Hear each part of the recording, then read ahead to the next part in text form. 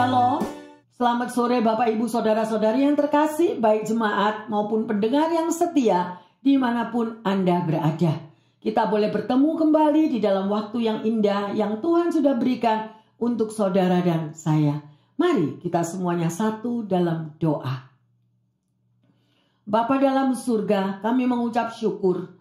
Keberadaan kami setiap hari begitu indah bersamamu Tuhan. Bukan lagi akan apa yang menjadi situasi yang kita hadapi setiap hari. Tetapi kami melihat karyamu yang indah. Di dalam kehidupan kami setiap hari. Engkau selalu menolong. Engkau selalu mensupport. Engkau selalu menghibur dan menguatkan anak-anakmu. Tuhan terima kasih. Kami mau tetap terus belajar akan firman-Mu.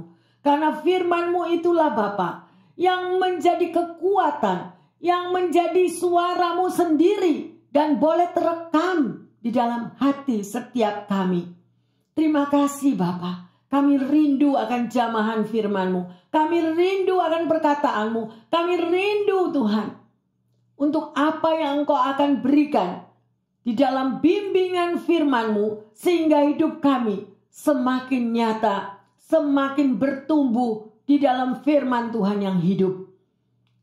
Bapa dalam surga, inilah umat-Mu, urapi kami semuanya, dan biarlah firman ini boleh jatuh di dalam tanah hati kami, bertumbuh menjadi kekuatan, dan kami boleh melihat kasih, karya, keselamatan Tuhan tetap terjadi di dalam hidup setiap umat-Nya. Yang percaya dan siap untuk belajar akan firman Tuhan mengatakan, amin, amin, amin.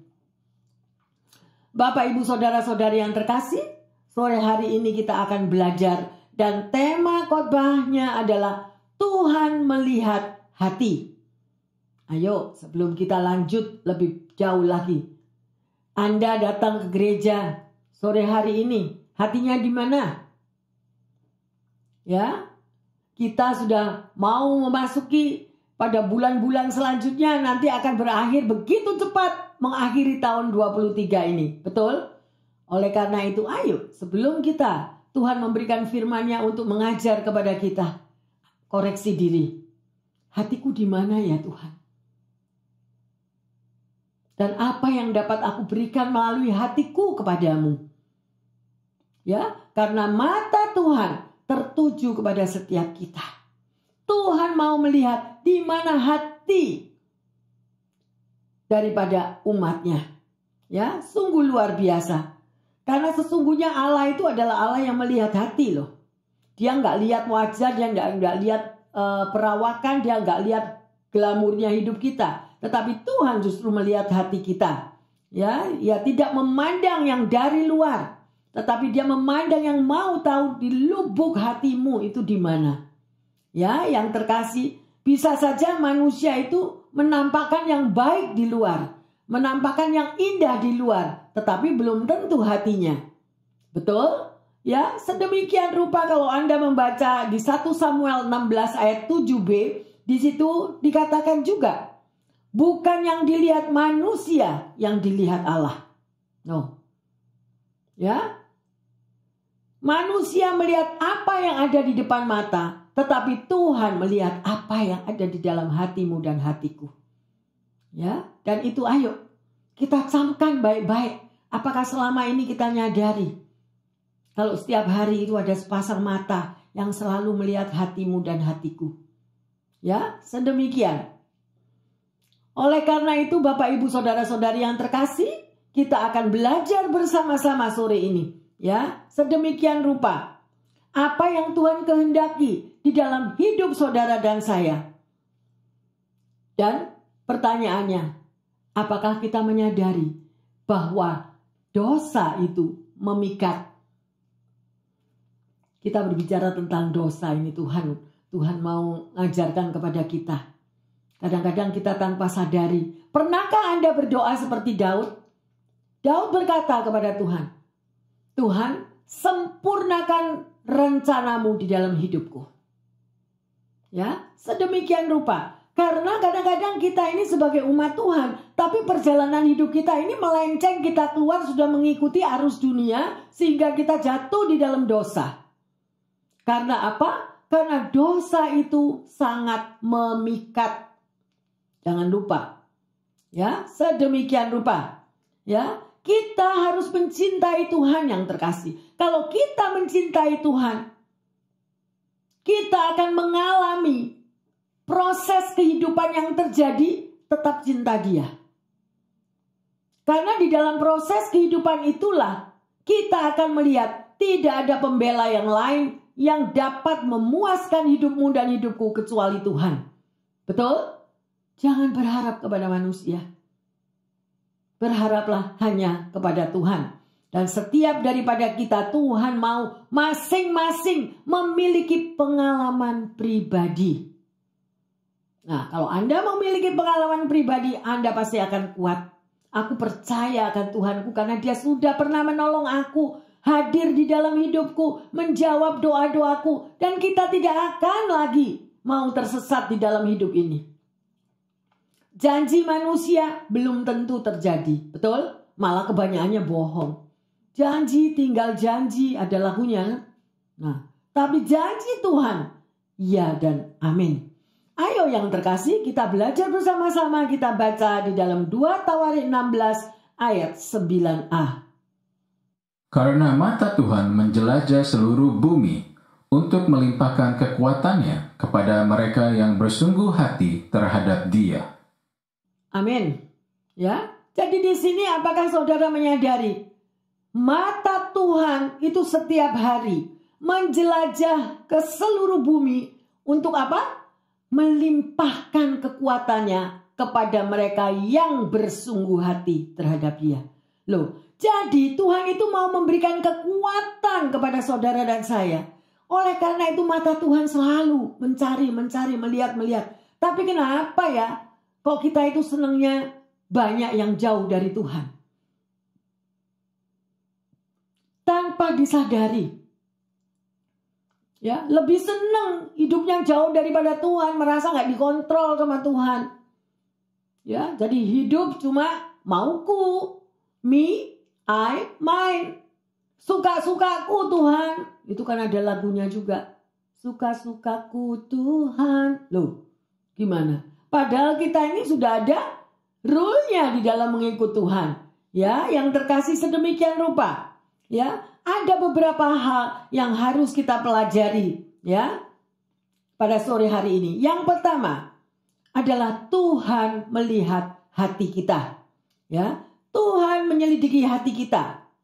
Ingatlah bahwa kita ini hidup dalam waktu yang terbatas.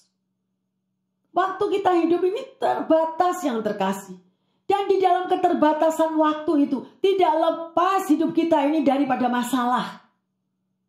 Masalah silih ganti itu datang. Ya. Tetapi bagaimana kalau saudara tidak akan mempercayai bahwa Tuhan satu-satunya penolong di dalam hidup Anda dan saya. Tuhan itu melihat hati kita dan Dia mau mensupport hidupmu. Mensupport hidup setiap umatnya. Ya. Dan Dia mau memberikan kekuatan. Selalu diberikan kekuatan. Mungkin ada yang mengatakan, Pastor, saya lemah, saya nggak mampu. Kalau Anda setia membaca firman Tuhan, Anda akan tahu jawabannya. Ya, karena sabdanya mengatakan, di dalam kelemahanmu terletak kekuatanku yang maha dahsyat. Jadi pada waktu Anda lemah, sebetulnya kekuatan Tuhan itu akan dicurahkan. Tetapi kalau pada waktu Anda itu lemah, kemudian tindakan kita itu menjadi orang yang self-pity. Nah itu lain lagi. Oh dasar Tuhan gak sayang aku, makanya aku gak dijawab. Aku maunya begini, kok Tuhan gak menyelesaikan bagiku. Tuhan gak bela aku lah. Mulai jadi komplain. Marilah kita mau percaya kepada Tuhan. Mata Tuhan tertuju kepada saudara dan saya untuk mencurahkan kekuatan yang baru. Jangan takut nak, apapun yang engkau alami, aku tetap menyertaimu. Dan bagaimana respon saudara dan saya? Respon kita sebaiknya adalah mengucap syukur. Terima kasih Tuhan, kalau saat ini aku boleh relaks, belum ada pekerjaan, belum ada jawaban. Aku tahu, Pasti, karena firman-Mu yang mengatakan Tuhan akan membuat indah pada waktunya. Amin. Haleluya. Ayo bangun yang terkasih. Ya, jangan tinggalkan Tuhan tapi semakin melekat kepada Tuhan. Ya. Ada cerita nyata. Ada seorang miliarder yang luar biasa. Ya, hidupnya tidak pernah mengalami masalah karena duitnya berkemakmuran luar biasa. Ya, dia memiliki berpuluh-puluh perusahaan sedemikian rupa. Ya, tidak pernah mau menyebut nama Tuhan sekalipun dia anak Tuhan.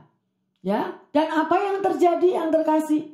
Satu hari dia pergi cek ke dokter, kemudian dokter menggelengkan kepala, dia tidak suka melihat hasil yang ada. Karena hasil yang dari dokter itu mengatakan bahwa umurnya tidak lama lagi dan dia mengidap kanker yang sudah pada tahap yang terakhir. Dan apa yang akan dilakukan kalau sudah hal itu terjadi yang terkasih? Dia begitu panik, dia nggak mau melihat apapun, sekalipun perusahaannya berpuluh-puluh. Ya, dia mau semuanya itu dia berikan kepada Tuhan, asal dia masih diberikan kehidupan yang baru. Ingatlah, Tuhan gak bisa disogok.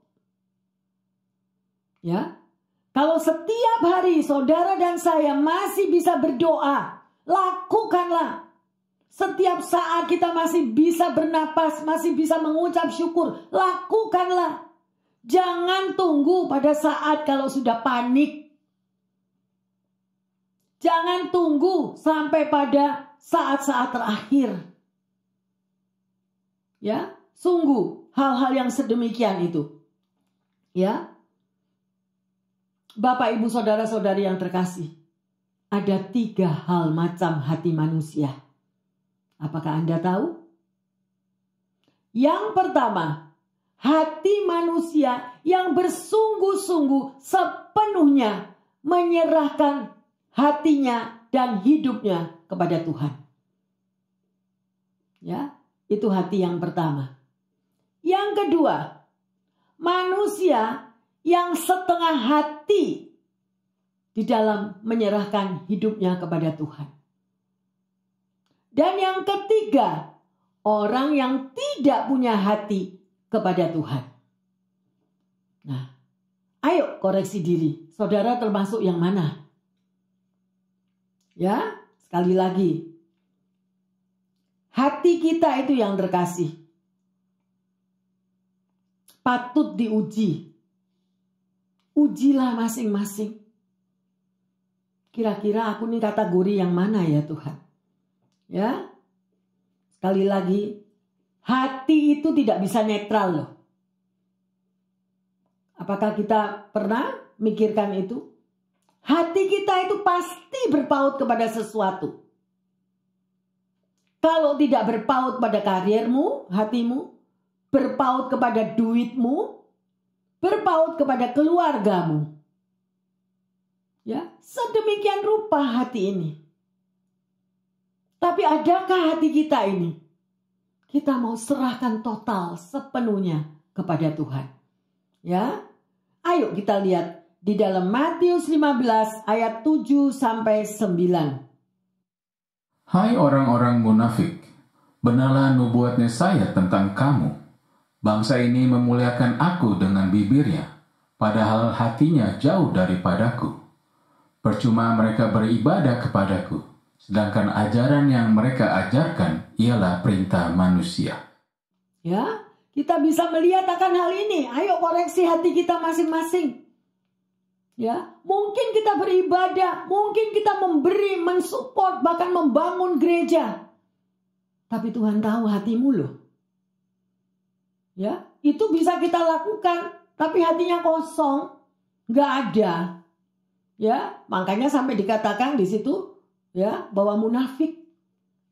Ya, engkau melakukan segala-galanya itu, tetapi hatimu di mana?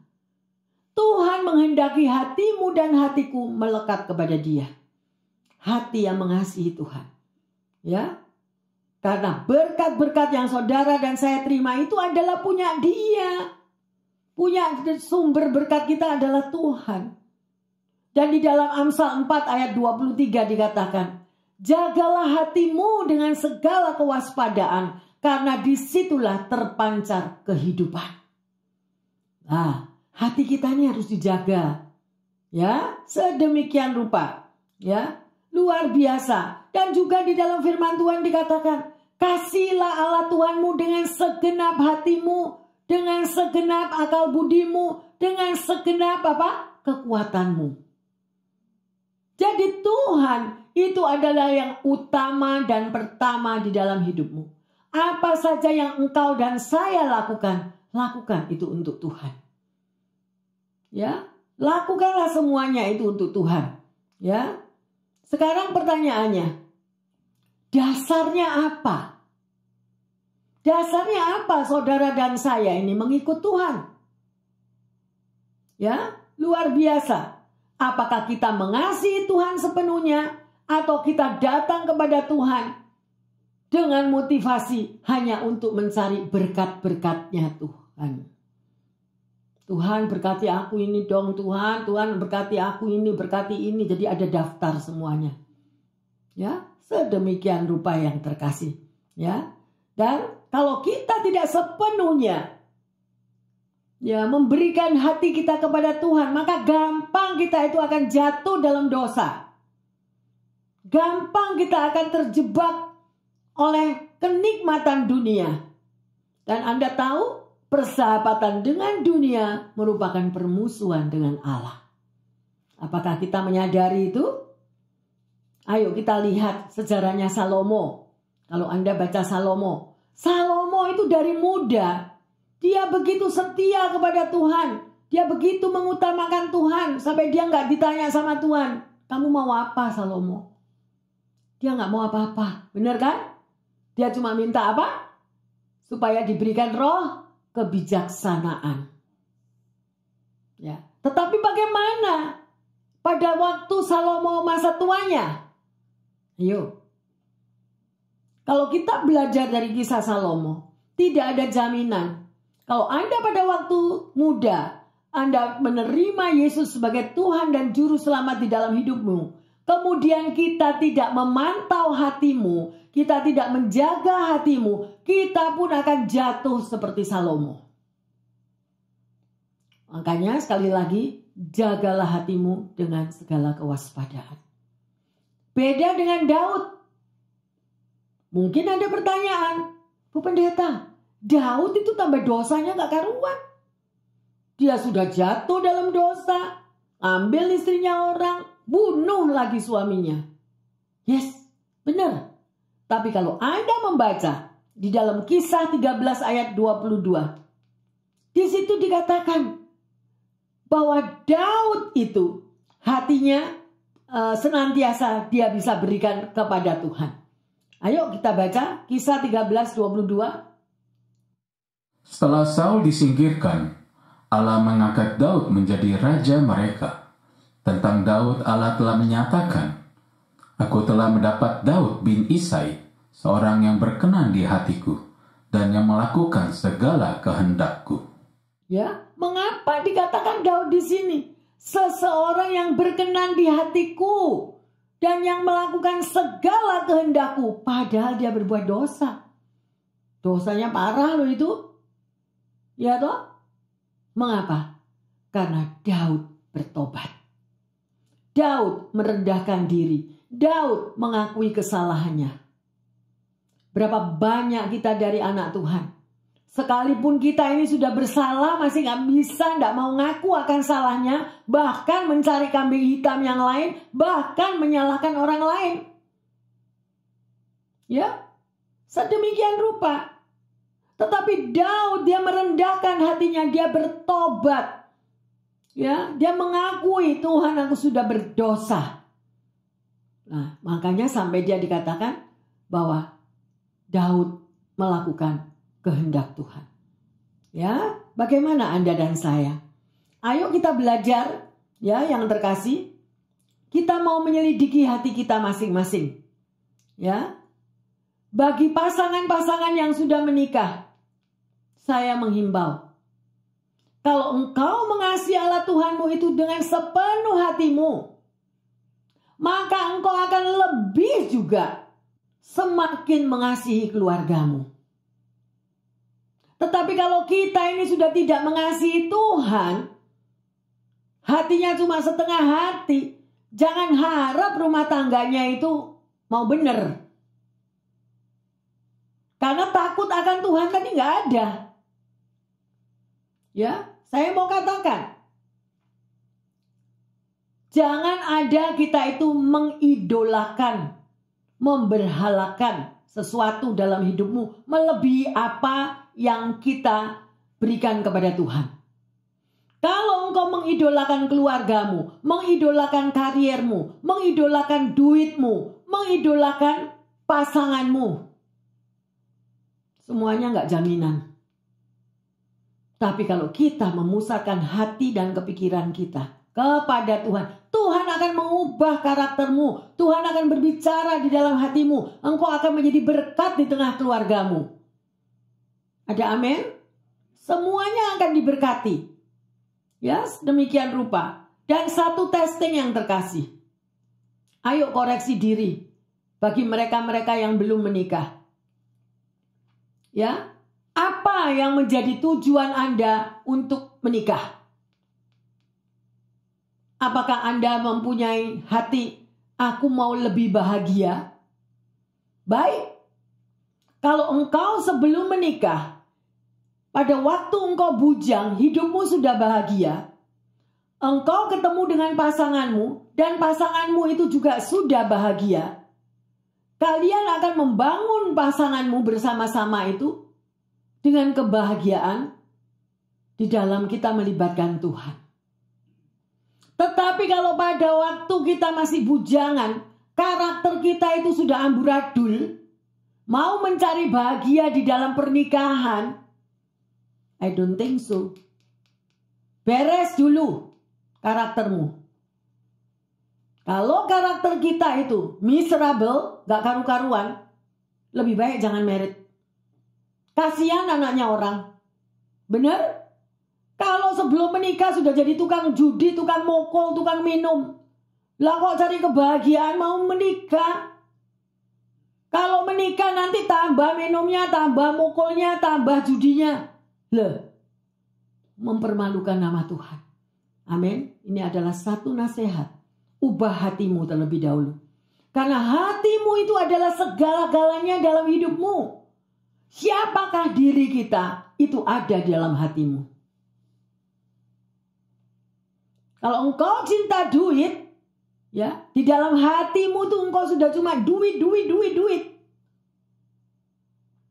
Pada waktu engkau menikah pun, engkau tidak akan bakal bisa membahagiakan istrimu.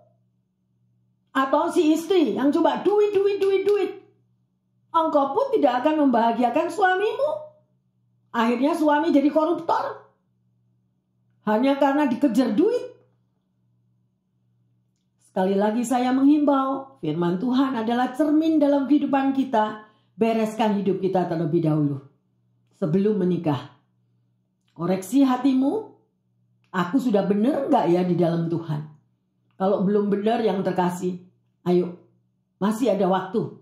Amin. Haleluya. Ya, sedemikian rupa. Mari kita baca di dalam 2 Tawarik 16 ayat 9b.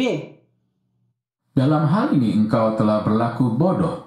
Oleh sebab itu mulai sekarang ini engkau akan mengalami peperangan.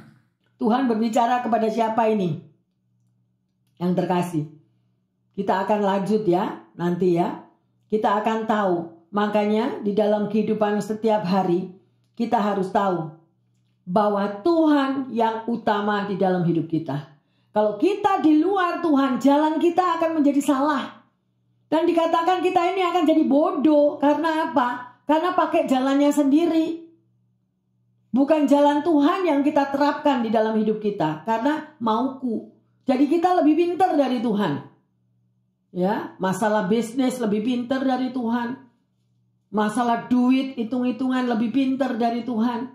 Nah, ya, Oleh karena itu sekali lagi kita akan belajar yang terkasih, yaitu dari perjalanan Raja Asa. Ya, Asa ini di dalam 2 Tawari 14 nanti ayat 2 sampai 4 Anda akan baca lagi di rumah ya. 2 Tawari 14. Asa ini adalah melakukan yang baik dan benar loh. Dia melakukan yang baik dan benar dan hatinya sangat mengasihi Tuhan. Sehingga dia itu menolak semua berhala-berhala yang ada, dia tidak mau ngikuti. Ya. Dan dia menjadi raja sedemikian rupa, ya. Dia mengagungkan Tuhan, sumber kekuatannya dia andalkan Tuhan, ya. Tetapi pada waktu Asa menjadi tua, apa yang terjadi? Nah, ini loh, ya. Ayo kita baca 2 Tawari 16 ayat yang pertama dan kedua. Pada tahun ke-36, perintahan Asa majulah Baisa Raja Israel, hendak berperang melawan Yehuda. Ia memperkuat Rama dengan maksud mencegah lalu lintas kepada Asa Raja Yehuda. Lalu Asa mengeluarkan emas dan perak dari perbendaharaan rumah Tuhan dan dari perbendaharaan rumah raja, dan mengirimnya kepada Ben-Hadad, Raja Aram, yang diam di Damsyik dengan pesan. Ya, jadi Asa ini memerintah kerajaannya itu 36 tahun, luar biasa. Yang dahulunya dia itu selalu bertanya kepada Tuhan, selalu mengagungkan Tuhan. Tetapi pada masa tuanya dia memakai pikirannya sendiri. Dia memakai strateginya sendiri. Apakah strategi daripada Asa ini dia berhasil dengan sukses? Yes, dia berhasil dengan sukses. Ya, yang terkasih, ayo kita baca 2 Tawari 16 ayat 4. Lalu Ben-Hadad mendengarkan permintaan Raja Asa. Ia menyuruh panglima-panglimanya menyerang kota-kota Israel. Dan mereka memukul kalah Iyon, Dan, Abel Maim, dan segala tempat perbekalan kota-kota di Naftali. Yang terkasih, kita bisa melihat Asa di dalam strateginya sendiri dia sukses. Mungkin ada pertanyaan, kenapa Bu Pendeta kalau sukses? Nggak salah kan? Orang sukses, iya benar nggak salah. Ya, tetapi Tuhan punya rancangan yang lebih baik daripada apa yang Asa lakukan. Gitu loh. Jadi dia sudah tidak tanya lagi Tuhan, pakai strateginya sendiri. Ayo kita lanjut 2 Tawari 16, 7 dan 8. Pada waktu itu datanglah Hanani, penglihat itu, kepada Asa Raja Yehuda. Katanya kepadanya, karena engkau bersandar kepada Raja Aram dan tidak bersandar kepada Tuhan Allahmu, oleh karena itu terluputlah tentara Raja Aram dari tanganmu. Bukankah tentara orang Ethiopia dan Libya besar jumlahnya? Kereta dan orang berkuda sangat banyak. Namun Tuhan telah menyerahkan mereka dalam tanganmu karena engkau bersandar kepadanya. Karena mata Tuhan menjelajah seluruh bumi untuk melimpahkan kekuatannya kepada mereka yang bersungguh hati terhadap Dia. Dalam hal ini engkau telah berlaku bodoh. Oleh sebab itu mulai sekarang ini engkau akan mengalami peperangan. Nah, Bapak Ibu Saudara-saudari yang terkasih, pendengar yang setia, apa yang kita belajar dari Raja Asa ini? Awalnya dia begitu baik, awalnya dia selalu melibatkan Tuhan, selalu Tuhan memberkati dia, memberi kemenangan demi kemenangan. Tetapi pada masa tuanya, dia mulai mengandalkan kekuatannya sendiri, memakai strateginya sendiri. Ya, dan dia pikir dia bisa sukses, dan memang awalnya sukses awalnya. Ya, tetapi apa yang dikatakan di sini? Ya, dia tidak lagi mengandalkan Tuhan. Dan Tuhan berkata, sekarang ini kamu berlaku bodoh. Ya, oleh karena ini engkau akan mengalami peperangan. Ayo koreksi diri yang terkasih. Apakah Anda dan saya selalu melibatkan Tuhan di dalam segala perencanaanmu? Engkau mau bekerja di tempat A, di tempat B, apa sudah tanya Tuhan? Untuk langkah-langkah ke depan, apa sudah tanya Tuhan? Ya, engkau mau melakukan apa saja. Sampai pun kita mau berhenti bekerja, tanya Tuhan. Kalau bukan daripada Tuhan, bayarnya mahal yang terkasih. Sekalipun engkau diperlakukan tidak fair. Tetapi kalau kita tabah dan kuat, karena kita memandang hanya kepada Tuhan, Tuhan pasti akan memberkati dan pasti akan memberikan jalan keluar. Amin. Sekali lagi kita belajar dari Raja Asa. Jadi tidak jaminan kalau Anda selagi waktu muda, engkau sudah mengagungkan Tuhan, mengakui Tuhan, menomorsatukan Tuhan. Tetapi pada waktu kita tua, kita mulai lengah, kita sudah merasa diberkati luar biasa. Kita sudah melupakan Tuhan, memutuskan segala perkara dengan jalan kita sendiri, maka kita akan bayar harga. Ya, yang terkasih, jangan sampai itu terjadi. Ya, ayo kita koreksi diri. Di manakah saudara dan saya meletakkan kenyamanan hidupmu? Mungkin ada question yang sedemikian. Ada di uang, ada di karier, ya. Apa yang kita mau raih supaya hidup Anda nyaman? Ya, sedemikian rupa. Yang kedua, koreksi diri akan kesenanganmu. Apa yang membuat saudara senang? Mungkin Anda merasakan, saya bisa rileks, Bu Pendeta, kalau saya main game berjam-jam. Ya, bahkan hampir 24 jam atau apapun kalau saat libur. Ya, kita terus terikat dengan game. Ya, saya bisa merasakan kesenangan kalau saya minum. Saya bisa merasakan enjoy kalau saya bisa judi. Nah, sedemikian hal-hal itu yang akan seperti yang dilakukan, kamu sudah berlaku bodoh. Ya, bukan itu yang Tuhan ajarkan yang terkasih. Ya, luar biasa. Ya. Ayo. Yang ketiga, uji bagaimana dengan emosimu. Nah, ini loh, ini sangat penting ya. Emosi memegang peranan yang terpenting. Dan buah-buah dari roh, salah satunya adalah orang yang bisa mengendalikan emosi. Ya, karena seringkali emosi membuat Anda dan saya jatuh. Ya, karena lost control. Apa yang membuat Anda sering menjadi kecewa, sering menjadi marah, sering lost control? Tinggalkanlah semuanya itu. Karena Tuhan tidak berkenan. Sekalipun di dalam joke, sekalipun kita di dalam bergurau dengan teman-teman, mungkin di dalam gurauan itu menyakitkan hatimu. Di situ bisa terlihat apa reaksi kita. Reaksi kita, apakah kita bisa tahan diri sekalipun diganggu, dibully, atau kita langsung berteriak, meluapkan emosi kita. Itu jelas terlihat karakternya daripada setiap kita yang terkasih. Ya, sedemikian rupa. Kalau Anda membaca di dalam 2 Tawarik 16 ayat yang 10, di situ dikatakan Asa itu marah. Ya, karena apa? Karena dia dikritik orang. Dia nggak bisa dikritik. Ya, sedemikian rupa. Sehingga orang itu dimasukkan penjara sama Asa. Nah, koreksinya apa yang terkasih? Bagaimana kalau Anda dan saya dikritik orang? Apakah kita bisa menerimanya? Atau kita juga reaksi emosi kita marah? Ya, sedemikian rupa.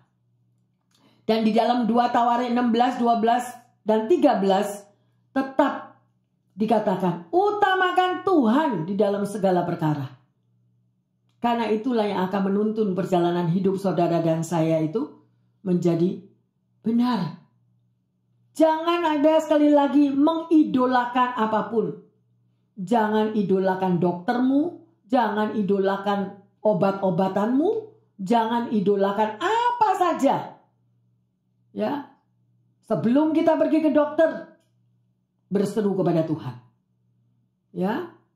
Jangan mempercayakan sesuatu melebihi engkau percaya kepada Tuhan. Itu yang akan membuat kita kecewa yang terkasih. Ya, karena belum tentu pikiran kita yang menurut kita itu benar, itu betul. Belum tentu, bisa salah yang terkasih. Ya, karena Tuhan gak mau ada idola di dalam hidup Anda dan saya. Cuma Dia, hanya Tuhan. Amin. Karena Tuhan melihat hati. Ya. Yang terkasih, hari ini kita sudah belajar bagaimana mata Tuhan itu memandang di dalam seluruh perjalanan hidup saudara dan saya. Ya, banyak sekali.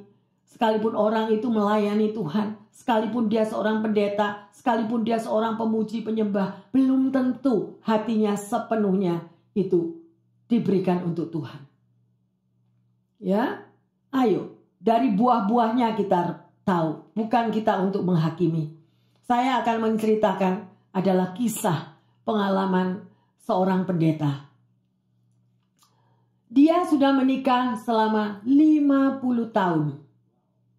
Dan istrinya itu adalah dari negara lain. Ya, jadi beda bangsa. Pemuda dan pemudi ini beda bangsa. Pada waktu si pemudi dari negara yang lain masuk ke negaranya, dia untuk bersekolah Alkitab. Pemuda ini pada masa mudanya, dia mau keluar dari negaranya, pergi ke negara lain untuk dia melanjutkan sekolahnya. Tetapi dia berdoa kepada Tuhan dan Tuhan berbicara, stop, kamu jangan pergi. Kamu jangan pergi. Karena pemuda ini adalah seorang yang takut akan Tuhan, akhirnya dia tidak pergi. Di dalam dia tidak pergi dan bertahan, akhirnya kedua pemudi dan pemuda ini bertemu dan mereka menikah. Dengan singkat cerita yang sederhana, mereka menikah dan mereka memimpin sebuah ministry yang saat ini sangat berhasil, bahkan hampir mendunia. Ya. Dan sudah diberkati Tuhan dalam pernikahan yang ke-50. Dia menceritakan dikaruniai 5 anak, diberkati dengan 22 cucu, dan menikmati pengalaman-pengalaman yang luar biasa di dalam Tuhan. Bukan berarti dia tidak mengalami masalah yang berat di dalam pernikahannya. Banyak air mata yang dia pikul. Bahkan salah seorang anaknya pun itu diperkosa, hampir dibunuh oleh perampok. Pada waktu mereka berdua melayani di tempat lain. Jadi di dalam perjalanan mengiring Tuhan, tidak ada privilege bahwa engkau akan diselamatkan, engkau akan senantiasa mengalami kenyamanan, kedamaian. No, ada tantangan dan tantangan, ada ujian dan ujian. Tetapi pada waktu tantangan dan ujian dan ketaatan, itu yang Tuhan mau lihat di dalam hati kita. Dan pendeta ini yang saat ini dia sudah menjadi pendeta dengan ministry yang sangat besar. Dia berkata, seandainya waktu itu aku tidak taat kepada Tuhan. Seandainya pada waktu itu 50 tahun yang lalu, sebelum aku menikah, aku tidak mau mendengar apa yang Tuhan katakan. Tidak akan terjadi ministry ini. Dan tidak akan ada keluargaku sebesar ini. Bayangin. 5 anak bersama menantu, 10 orang. Ditambah 22 orang grandkids. Ditambah ministry yang begitu menyebar ke seluruh dunia. Saya nggak sebut namanya. Tapi itulah kesaksian yang nyata. Dan saya mau menghimbau Bapak Ibu Saudara-saudari yang terkasih. Taatilah Tuhanmu. Koreksilah hatimu. Apakah hatimu engkau persembahkan kepada Tuhan sepenuhnya? Atau cuma setengah-setengah? Atau tidak sama sekali? Itu kehendak bebas kita. Tetapi mata Tuhan setiap hari tertuju kepada saudara dan saya. Untuk melimpahkan kekuatannya kepada saudara dan saya. Karena dia tahu bahwa kita ini adalah domba. Cuma domba. Yang dikelilingi oleh serigala. Mari Bapak Ibu Saudara yang terkasih, kuatlah di dalam Tuhan. Di dalam ujianmu, kita dibakar seperti emas murni. Tapi Tuhan akan membuat indah pada waktunya. Ya, pasti. Dan itu janji Tuhan, ya dan amin. Sungguh luar biasa. Ya, kita sudah belajar hari ini yang terkasih, yaitu Tuhan melihat hati saudara dan saya. Dan sebagai pertanyaannya adalah, mengapa persekutuan dengan Tuhan sangat penting yang terkasih? Mengapa? Pernah nggak Anda koreksi diri? Ya, bagaimana kita tahu kalau hati kita itu sepenuhnya berserah kepada Tuhan? Ayo dicek hatinya. Yang ketiga, bagaimana saudara dan saya mengarahkan hati kita supaya tidak salah melangkah? Karena banyak sekali orang salah melangkah, meninggalkan Tuhan, ambil keputusan sendiri. Menurut aku ini baik.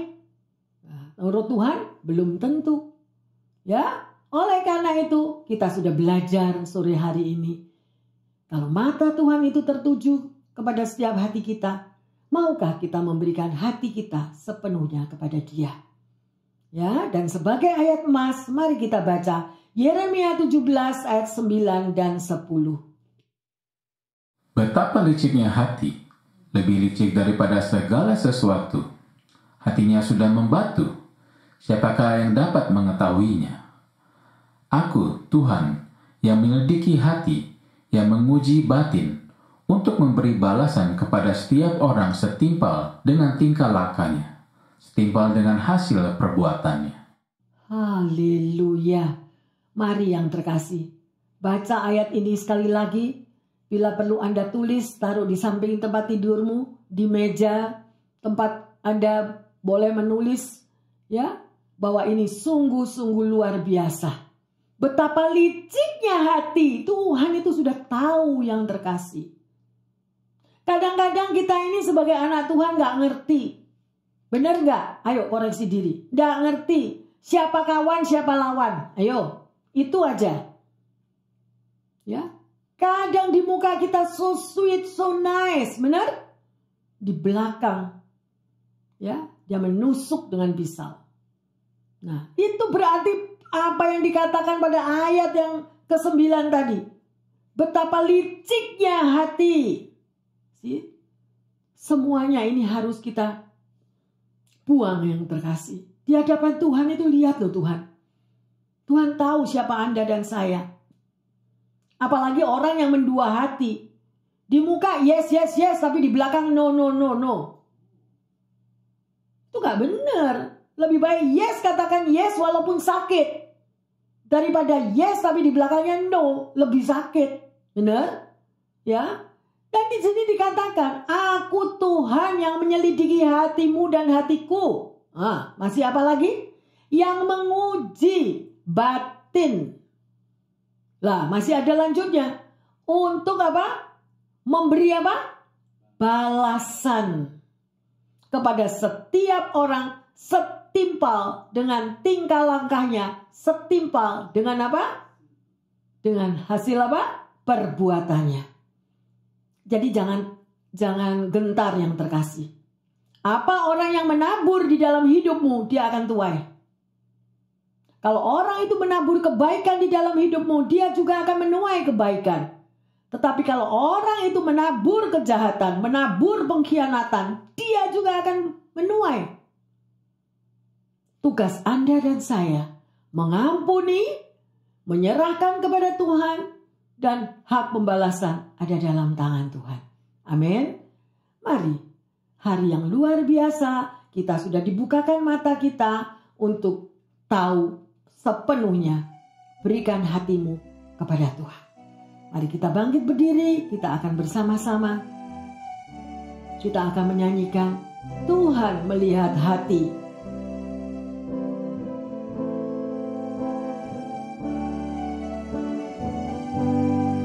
Yes, Lord Jesus.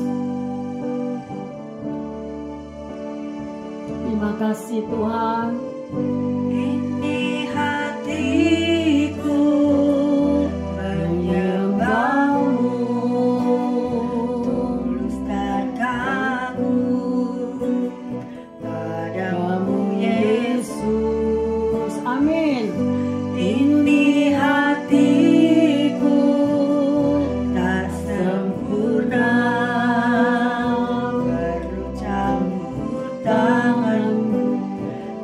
dalam hidupku.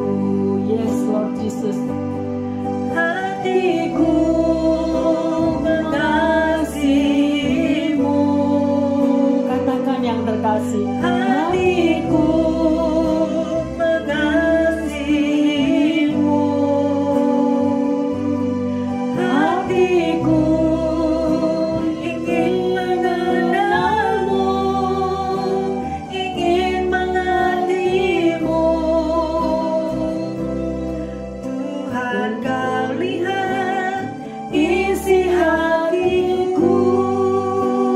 Hatiku mengasihi. Hatiku Yes Lord. mengasihimu. Aku mengasihi Engkau ya Bapa. Hatiku mengasihimu. Benar Yesus.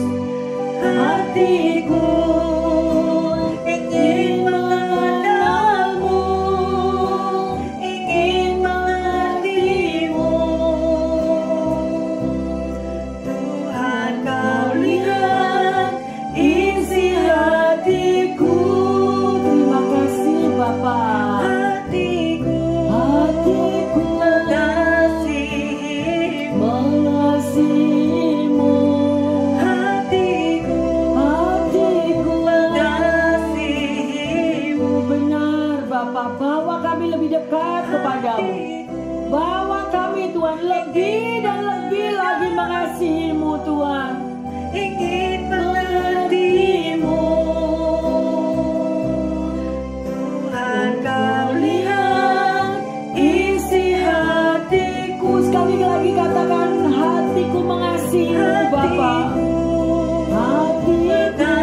Mengasihimu. Benar Tuhan. Bawa Tuhan. Bawa hati ini Bapa. Untuk mengasihimu sepenuhnya ya Yesus. Terima kasih Tuhan. Karena di luar Engkau kami tidak mampu berbuat apa-apa. Ingin mengertimu. Tuhan, Kau lihat isi hatiku. Benar Yesus. Tuhan, Kau lihat isi hatiku. Yes Lord Jesus. Tuhan, Kau lihat isi hatiku. Bapa dalam surga, kembali kami datang kepadamu, menyerahkan setiap umatmu dengan hati-hati mereka Bapa. Hati yang mau menyerahkan beban hidupnya kepadamu. Hati yang penuh dengan segala apapun pergumulannya Tuhan. Biarlah saat ini Engkau merestorasi. Berikan hati yang baru Tuhan. Ampuni segala salah dosa kami. Ampuni segala kekurangan kelemahan umat-Mu ya Tuhan. Sehingga kami mampu untuk menyenangkan hati-Mu Bapa. Terima kasih Yesus. Karena kami percaya kalau mata Tuhan tertuju kepada umat-Mu. Karena Engkau mau memberikan kekuatan yang baru. Mulai hari ini dan seterusnya ya Tuhan. Mampukan umat-Mu Tuhan. Untuk tidak berkompromi dengan dosa. Untuk tidak berkompromi dengan apa yang menjadi kenikmatan dunia ya Tuhan. Dan kami mengakui tidak mampu apabila kami berjalan sendiri. Kami mau Tuhan mengurapi umat-Mu ini. Dengan urapan yang baru, dengan pikiran Tuhan, hati Tuhan. Sehingga mereka tidak salah melangkah. Sekali lagi ampuni salah dosa kami. Ampuni dan ampuni Tuhan. Hanya Engkau yang sanggup menolong umat-Mu. Terima kasih Bapa. Hamba berdoa bagi setiap umat-Mu. Dimanapun mereka berada. Mereka membutuhkan pertolongan-Mu Tuhan. Tapi sekarang kami mengerti bahwa kami harus mengubah hati kami ya Tuhan.